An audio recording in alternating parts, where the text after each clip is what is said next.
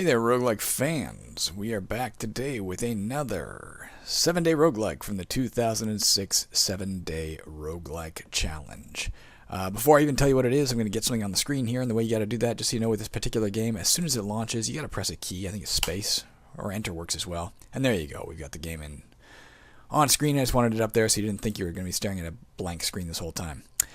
So this game is called 2DRL in 2K. Let me confirm that it's the actual title. Yes, 2DRL in 2K by Steven Fuerst. Interesting to note, we've seen a lot of 1 kilobyte roguelikes on this channel. We've seen a single 1-day roguelike in the form of Zombies, which we looked at a few days ago for this very 7-day roguelike challenge. This game was made in the span of 2 days, and the code occupies no more than 2 kilobytes of data. Both impressive feats.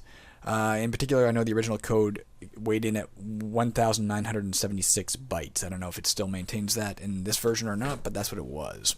So what can I tell you about this game? I know, as I said, it was made by Steven Fuerst for this challenge. I also know that a gentleman named Jakub Debski, we've heard his name before, we've seen a few of his roguelikes on this channel before, is the one who was able to compile it into an executable. So we have him to thank for the fact that we can actually play the game.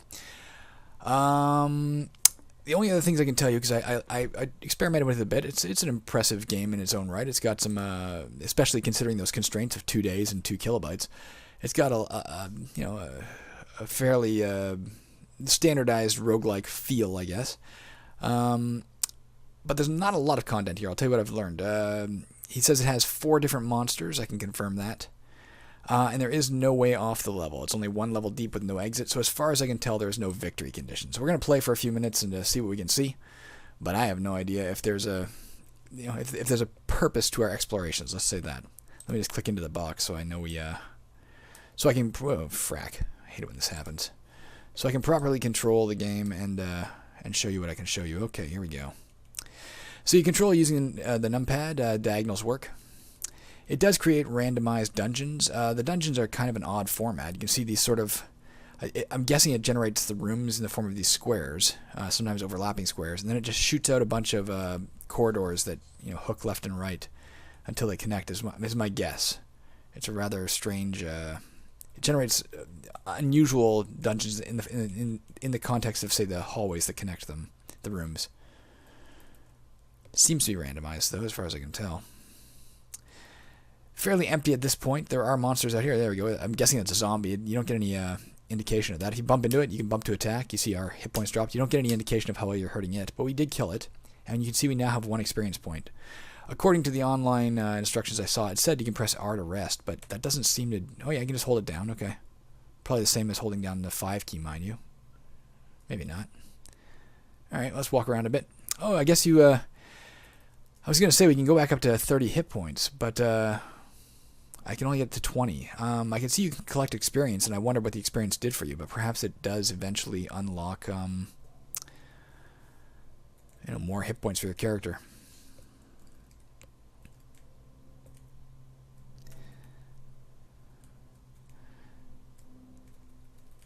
There's a Z over there. I guess there's no line of sight routine to see what you can see, because I could see that zombie in the room over here.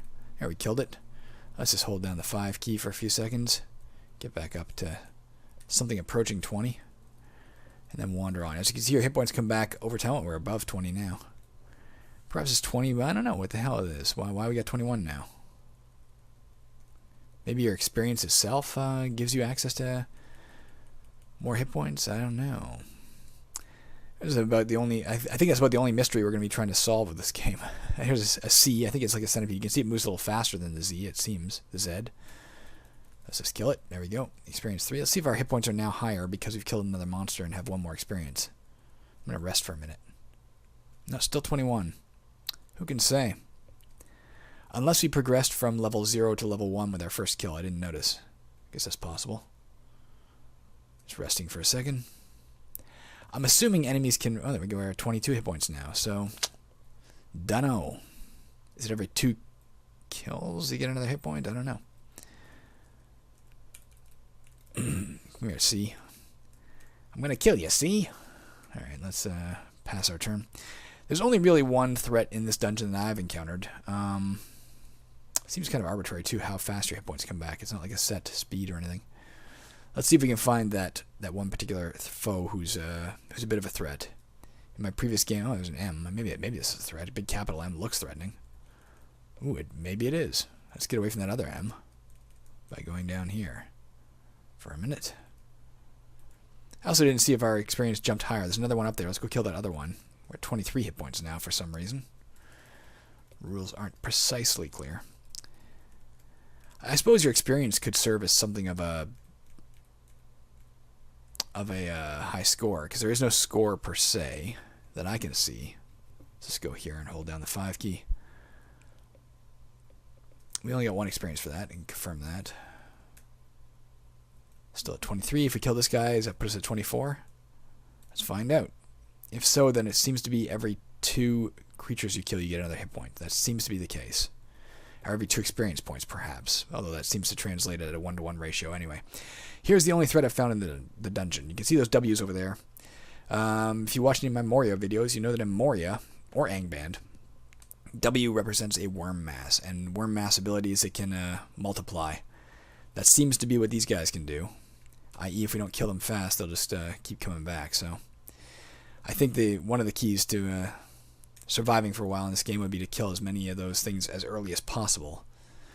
In my previous game, when I played, they multiplied to the point where they were just filling all corners of the dungeon.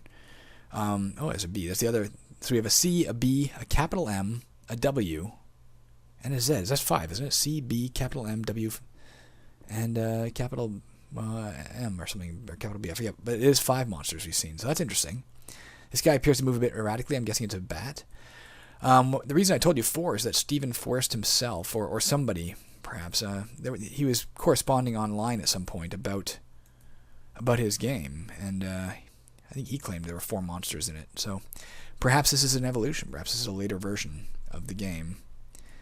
And now there are 5 monsters. Maybe there's more. Maybe as our experience continues to climb, we'll encounter more monsters. That'd be interesting. Oh, there's a 6th monster. M. It's stationary. It appears to be mold. And I can confirm as well. We should be at 28 health now, right? Bet you anything. 27. Okay. Not what I expected. So we're just kind of wandering around the same little area. I mean, there's no, like I said, there's no staircase, at least according to what he wrote online, unless that has also changed over time. There's no staircase out of here. It's just a set place to walk around and kill monsters. We'll play for a bit and see if it becomes threatening in any way. Like I said, I did die in my other game because the W's overran the dungeon, but barring that, it seems unlikely we're under any real threat here. There's a few monsters to contend with. This guy isn't coming up, though.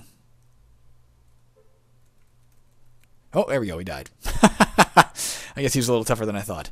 All right, well, this is a very, very short video. I recognize that, but there's not a lot of content. As I said, there doesn't seem to be an end goal in sight, and there's no way to get off that level. There's no inventory that I can discover. There's no spells. It's just walk around and bump into the monsters you see and try to rest in between bouts. That seems to be about it, and maybe try and get as much experience as you can, I would guess. There's no treasure to collect or anything.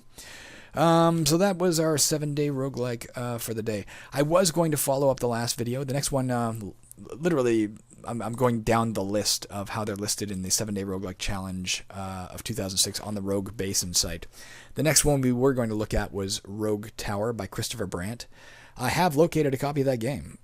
It was in, actually, I located my copy through the Archive RL, which is a gentleman who's collecting all the free roguelikes he can find and putting them in one centralized zip file or